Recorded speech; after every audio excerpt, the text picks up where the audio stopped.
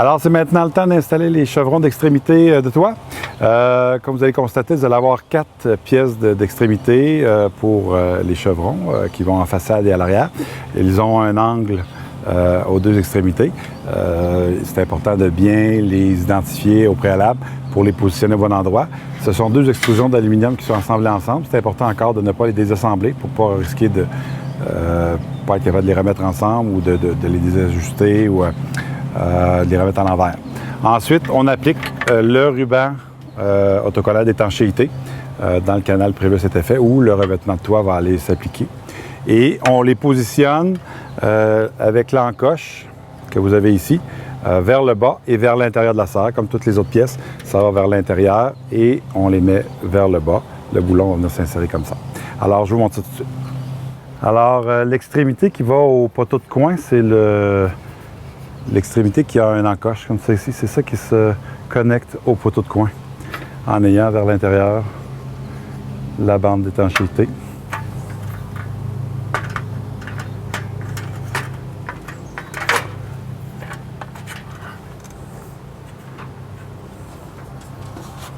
Alors, petit truc, certaines barres plus courtes n'ont pas d'encoche pour pouvoir insérer un boulon ou l'encoche va être plus basse que certaines pièces de la serre, entre autres les barres de contreventement.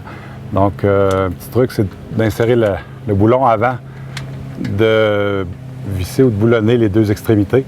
Ça va vous éviter d'être pris parce que vous ne serez pas capable de lever la barre pour insérer le boulon.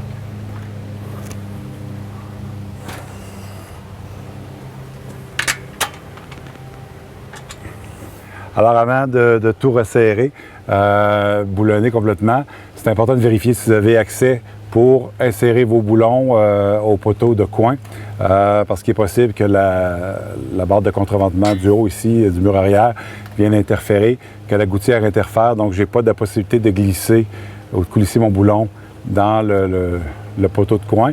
Alors, je vais devoir desserrer une pièce pour le rentrer. Donc, avant d'avoir tout bien refermé, tout boulonné, c'est bon de vérifier ça pour pouvoir se positionner adéquatement puis placer nos boulons. Alors, pour les chevrons d'extrémité de toit, vous allez prendre la partie coulissante, vous allez la descendre avant de finaliser d'installer vos boulons par-dessus la gouttière pour pouvoir faire un assemblage complet.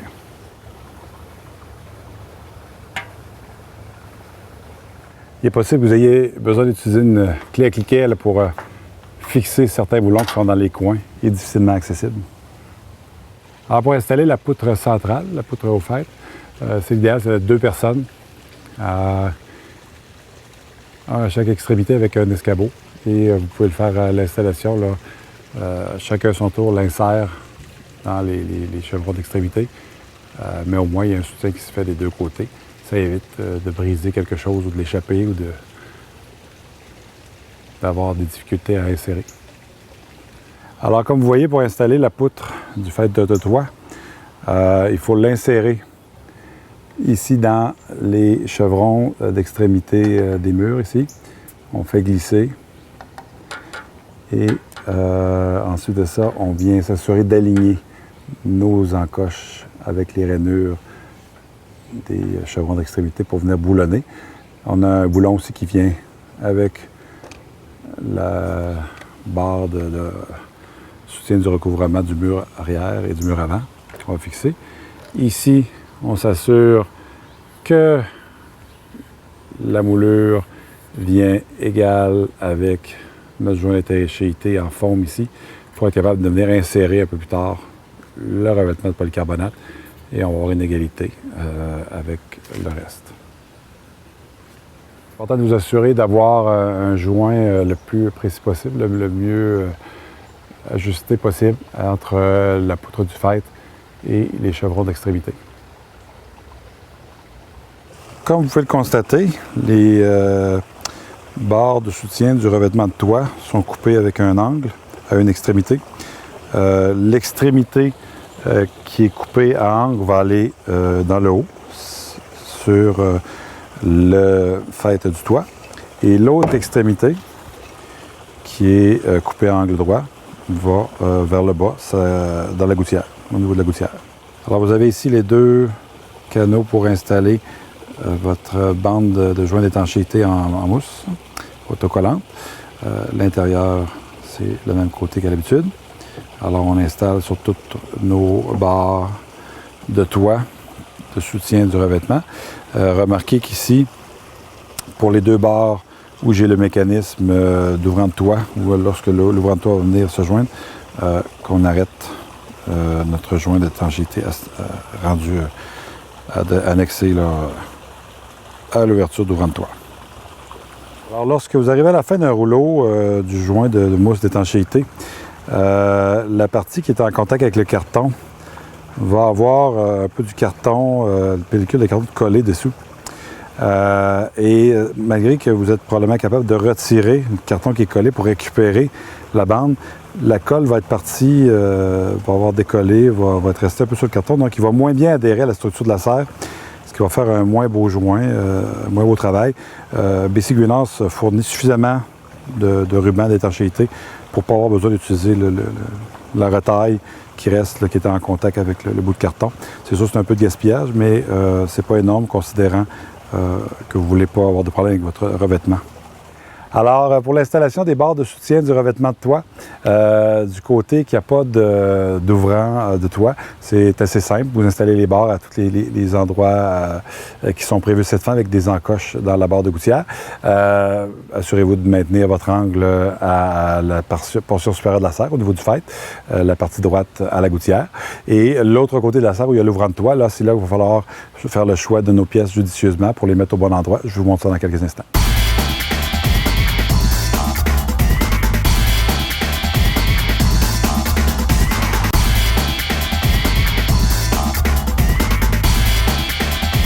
Alors, comme vous pouvez le voir, il faut installer les barres de soutien du revêtement de toit.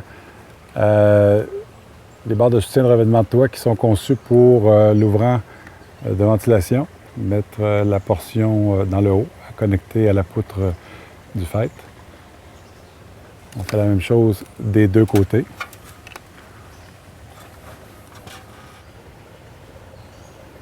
Il faut ensuite installer le soutien du bas de l'ouvrant de toit, l'ouvrant de ventilation de toit.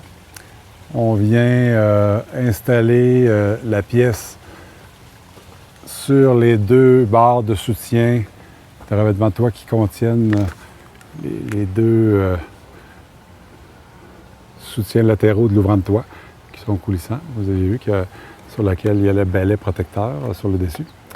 On vient le fixer directement en dessous pour avoir un joint le plus près possible.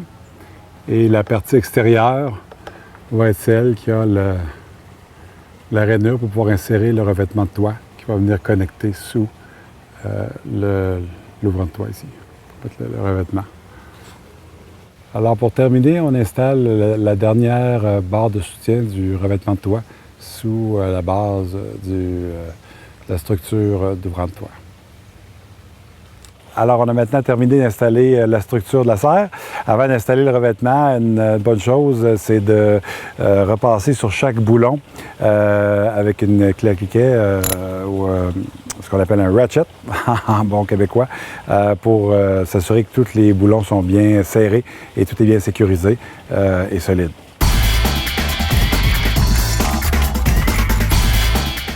Si vous avez besoin d'appliquer de la peinture de retouche, BC Greenhouse vous fournit une canette en aérosol de peinture de la bonne couleur pour pouvoir faire les retouches de peinture.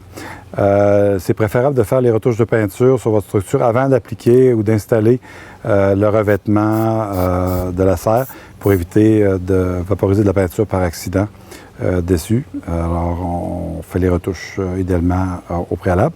Ensuite, vous pouvez conserver la bouteille de retouche pour le futur si jamais il y avait des écorchures sur votre serre par accident. Gardez la canne de peinture, canette de peinture dans la maison pour éviter qu'elle gèle ou qu'elle surchauffe dans votre cabanon, par exemple.